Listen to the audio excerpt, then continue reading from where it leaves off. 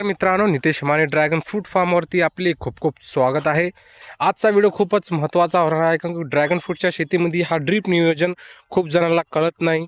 कशा प्रकारे करावं की झाडांना पद्धतशीर पाणी आणि औषधी पोहोचली पाहिजे, ते कमी जास्त कोठेही न औषध पडता सर्व झाडांना समान खतं गेली पाहिजे. तर याच्यासाठी काय काय गोष्टी आपल्याला वर ध्यान ठेवावं लागेल आणि आपल्या कमीत कमी खर्चामध्ये चांगल्या क्वालिटीचं ड्रिप कोणतं टाकावं लागेल, हे सर्व गोष्टी मी या व्हिडिओमध्ये कव्हर करणार आहे. कोणचे फिल्टर वापरले पाहिजे, कशा प्रकारचे आपण ड्रिपर लावले पाहिजे, हा सगळ्या गोष्टी या व्हिडिओमध्ये मी स्पष्टपणे सांगणार आहे. त्याच्यापैकी सुरुवातीला मी सांगतो, आता इथून आपला भार संपलेला आहे. तुम्ही बघू शकता कुठेही फ्रुटिंग नाही आहे.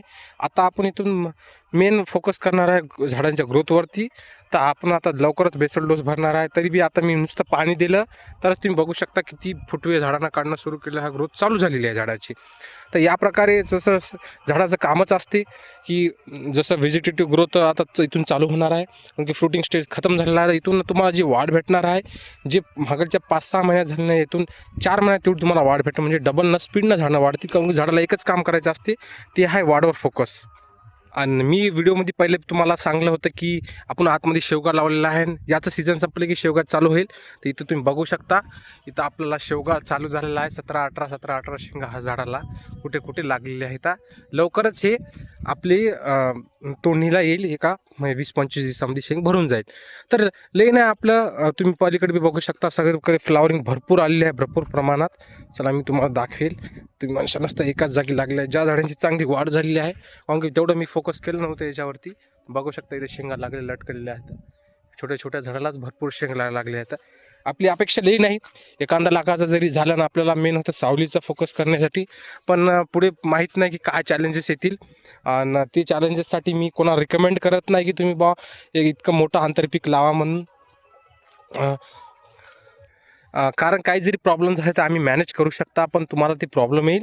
कारण की आणि का आता आपण फक्त याचे 4 महिने बघितले, आता इथून 1 वर्ष पूर्ण बघावं लागेल कशा प्रकारे रिॲक्ट करतील झाडं, काय आपले ते खत खातील का, काय याच्यावर परिणाम होईल का. ही गोष्टी खूप जण म्हणतात की नाही होत आहे, पण मी बी वाचल्या नाही होत आहेत. काही रिसर्च पेपर काढले त्याच्यावरती बी पण गोष्टी देऊन आपण केलेल्या आहे. पण तरी पण बी मी रिकमेंड करत नाही. तुमची अपेक्षा असेल, तुम्हाला वाटत असेल की बघ करावं, रिस्क घ्यावं, तर बिंदास घेऊ शकता. मी घेतलेला आहे. आणि जर पुढे चालून जर हे सक्सेस झालं तर तुम्ही पुढे चालून बी लावू शकता. असं काही नाही आताच लावणं गरजेचं आहे म्हणून, पण मी सावलीसाठी म्हणून लावलेलं आहे. आणि आता जे जागी नाही तिथं पण बी लावून घेणार आहे, त्याच्यानं की सावली राहील. तर आता बघा, या झाडाची भरपूर सावली आहे, त्याची ग्रीनरी पण खूप छान आहे या झाडाची. तुम्ही बघू शकता. आता तुम्हाला दाखवतो, इकडे बघा ग्रीनरी भरपूर आहे, पिवळेपणा खूप कमी आहे, कारण की उन्हाचा चटका खूप कमी बसलेला आहे. आता इथं झाडे नाहीत बघा, हे बघा हे पिवळे पडलेले आहेत झाडं, कारण 15 दिवस पहिले पाणी पण नव्हतं, ते पण सांगलं आहे. पण मी एक सांगत आहे की बा इतका इफेक्ट पडते झाडाची. तुम्ही बघू शकता, ग्रोथ पण खूप छान होते जर आपण बरोबर पण त्याला 50-50% जरी सावली ठेवली तर.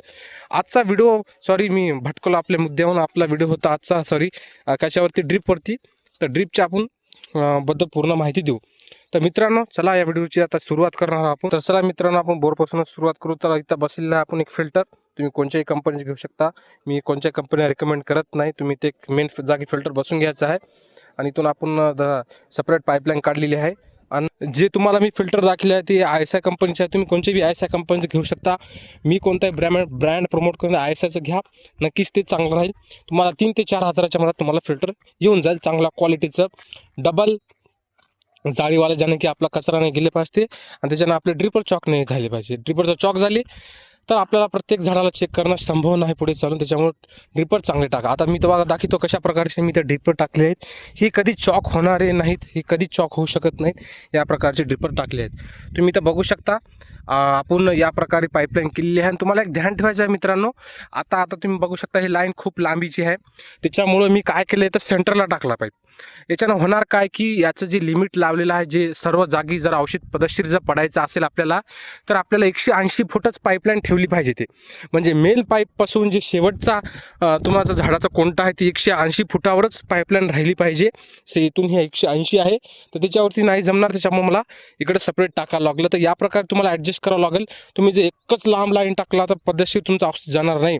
तर प्रत्येक 180 फुटावर आपल्याला ही अशी पाईपलाईन सेपरेट पाईपलाईन करावी लागेल आणि तिथून पाणी न्यावं लागेल, त्याच्यानं की औषधी प्रत्येक झाडाला पद्धतशीर पडेल. तर हे पॉईंट नक्की ध्यानात ठेवा. खूप जण तुम्ही या गोष्टीला ध्यानात ठेवणार नाही, त्याच्यानं तुम्हाला प्रॉब्लेम येऊ शकतात पुढे चालून औषधी, कारण की काही झाड वाढतील, काही झाडाला वाढणं होणार आहे. आता इथं तुम्ही बघू शकता आपण 4 LPHचे ड्रिपर टाकले आहे, म्हणजे प्रत्येक घंट्याला 4 लिटर हा ड्रिपर पाणी टाकतो. आणि इथं आपण 4 बोकाड मारलेले आहेत, तुम्ही बघू शकता या प्रकारे.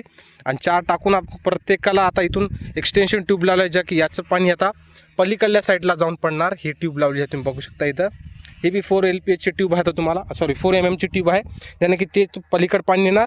आता इथं आम्हाला एक अर्ध्या फुटाची हे लावावं लागतील का आमचं एक्सटेन्शन ट्यूब. तुम्ही इथं बघू शकता, इथं चांगल्या प्रकारे उजेड आहे, इथं चांगल्या प्रकारे कळेल तुम्हाला. आता बघू शकता इथून मी पलीकडे पाणी नेलेलं आहे, तर ही पलीकडल्या झाडाला कव्हर करेल, ही इथल्या झाडाला कव्हर करेल. तर इथं आपल्याला ट्यूब टाकायची गरज नाही, तर इथं ट्यूब टाका लागेल आणि इथून अर्धी फूट ट्यूब इकडे टाकावं लागेल. आणि या प्रकारे आपण ॲडजस्ट करू शकता. म्हणजे 2 फूट तुम्हाला एक्सटेन्शन ट्यूब लागेल आणि तुमचा डबल पाईपलाईन टाकायचा खर्च अर्धा होऊन जाईल. आता मला जवळपास 35 ते 40 हजाराचं पाईपच लागलेलं आहे. जर मी डबल पाईपलाईन केली असती तर मला 30,000 रुपये एक्स्ट्रा लागले असते. तर हे एक्सटेन्शन ट्यूबचा वापर करून तुम्ही ते खर्च कमी करू शकता. आता खूप जणांचं म्हणणं काय असते, जर ते एक्सटेन्शन ट्यूब निघाल्या तर काय करावं, ते चांगल्या बसण्यासाठी काय करावं. तर त्याच्यात तुम्ही ताराचे आकोडे मारू शकता, टाईट करू शकता. तसं ते स्ट्रिप्स भेटतात, तुम्ही बघले असतील गाडीच्या ट्यूबला लावण्यासाठी किंवा कोणत्या बियाला लावण्यासाठी पांढरे स्ट्रिप्स राहतात, ते वळले की टाईट होऊन जातात. ते स्ट्रिप्स तुम्हाला 1 रुपयाला 3-4 भेटतील, ते बी लावून तुम्ही टाईट करून घेऊ शकता. ती कधीच तुम्हाला धोका देणार नाही, ती निघणार नाही.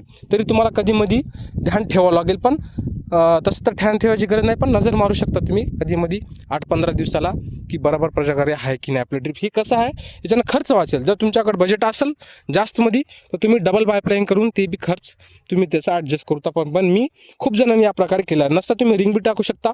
इथून तुम्हाला एक इथं टी टाकावं लागेल, टी टाकावं लागेल आणि मेल सप्लाईन डायरेक्ट जाऊ द्यायची. आणि या टी टाकून याला तुम्ही एक ट्यूब लावू शकता, अशी गोल करू शकता आणि त्याला इथं आणून बंद करायचं.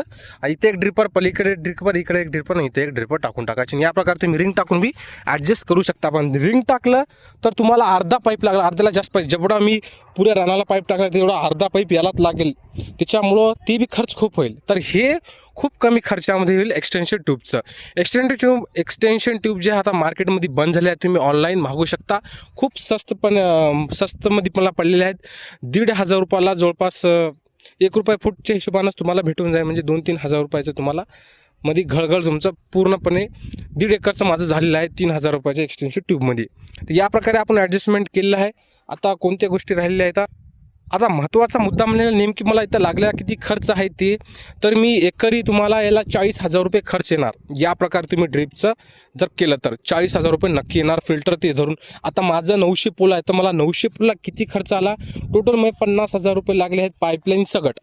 मी काही पाईपलाईन टाकलेली आहे, ते 5,000ची पाईपलाईन तुम्ही मायनस करून टाका, म्हणजे 45,000 रुपये मला ड्रिप, फिल्टर आणि ड्रिपर आणि आपला पाईप या प्रकारे मला खर्च लागलेला आहे 45,000 रुपये. तर तुम्ही अंदाज धरू शकता, तर एकरी 30,000 रुपये आपल्याला खर्च लागेल जर या प्रकारे आपल्याला ड्रिपचं करायचं असेल तर. आणि मित्रांनो, पद्धतशीर पाणी जाण्यासाठी ड्रिप टाकणं खूपच गरजेचं आहे. तुम्ही पिंकरनं पाणी देऊ नका. आणि जे आपण ड्रिंचिंग करता कशानं, पंपानं, तो ड्रिंचिंग कसं करते, एकाच जागी खत पडल्या जाते, pH इतकं जबरदस्त वाढते त्या जागचं की ते मातीला जाळून टाकू बी शकते काही वेळेस खत. तर त्याच्यामुळं आपल्याला काय करायचं आहे, ड्रिंचिंग करणं याला स्किपच करायचं आहे ड्रॅगन फ्रूटच्या शेतीमध्ये.